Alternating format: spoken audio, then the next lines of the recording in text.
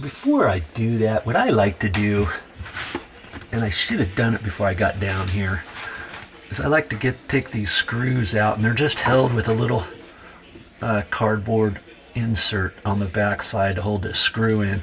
That way I can push it up tight, knowing that it's gonna fold up there nice and tight. Because sometimes I've seen guys, and I've done it too when I first started out, I get it up. As long as I can get it to where the screw is, I can just ram it home with the screw.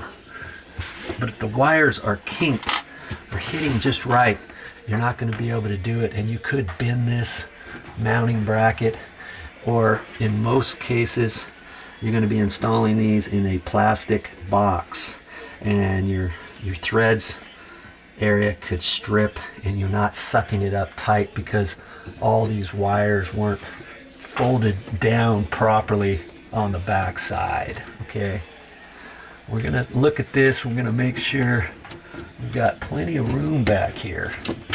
And see, because I pulled this out a little bit, I'm just going to have to make sure I can get these wire nuts back in there, which I can like that. Okay, there's a definite little area where it's going to fit, and I can get it all in there because I put that deeper box in there.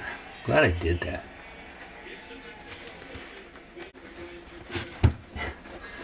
Okay, time to just get in here and get it done. Ooh, almost dropped the camera.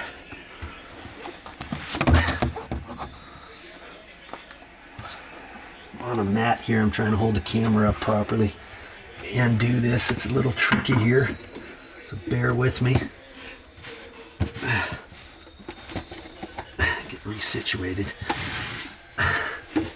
Okay, so I like to kind of pull the wires down this way, hold my hand here, and kind of S it up into place like that. And then I can take that and see, I can kind of wedge this in where I think it needs to go, and I can kind of push it in there like that and make sure everything's going to go properly. Okay, that's why I like to get those screws out of there, so that I can do this. If you have the screws in there, you can't push it in tight. All right, now I can put the screws in and tighten her home. One more thing I wanted to tell you about this. Before you get it all the way in, if this is not straight, you want this straight from left to right. You don't want it tweaked. And I got it in there really good.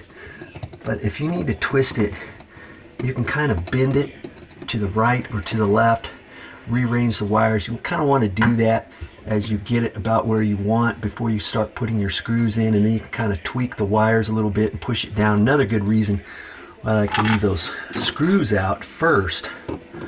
You know, now I can screw it in comfortably. And you know, initially I was thinking about putting a 2-gang metal box in here. I would have had plenty of room, but the reason why I ended up not doing that was because I couldn't find a metal cover with a blank on one side and the duplex on the other. I guess I could have bought a little blank plate, kind of snapped it into the cover or something.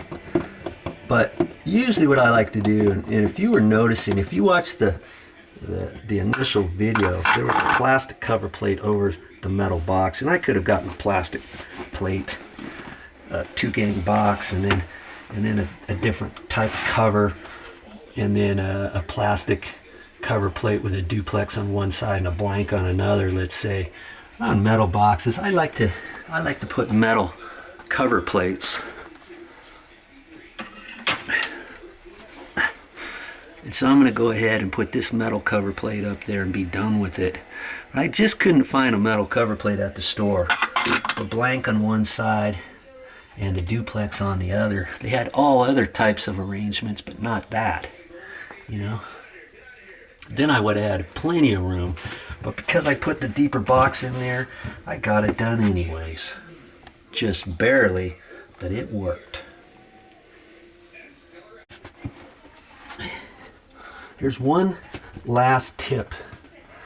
When you're installing a metal box, lots of times right in here, from here to here, there's a little notch here and there's a little notch here, so you can set this and use this for a cut-in box, let's say, in a sheetrock wall, and they put these little battleship things that's called metal thing that fits up this way and down this way, and you fold it into the box, and you can make a cut-in box out of this type of box. But you know, before I put this in, I could have bent these tabs off.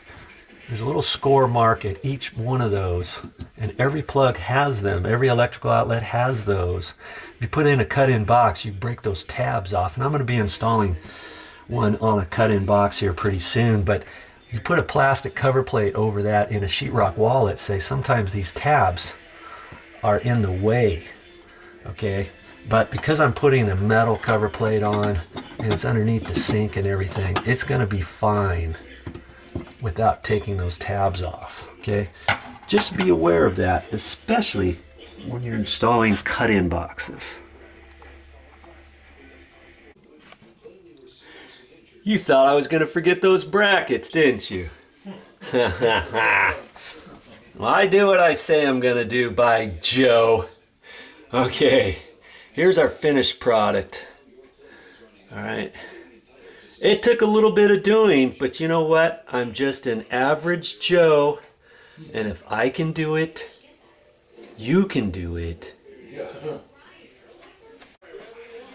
Whew, that did some doing, but I'm done. That's it for this time, but I'll be back with more videos.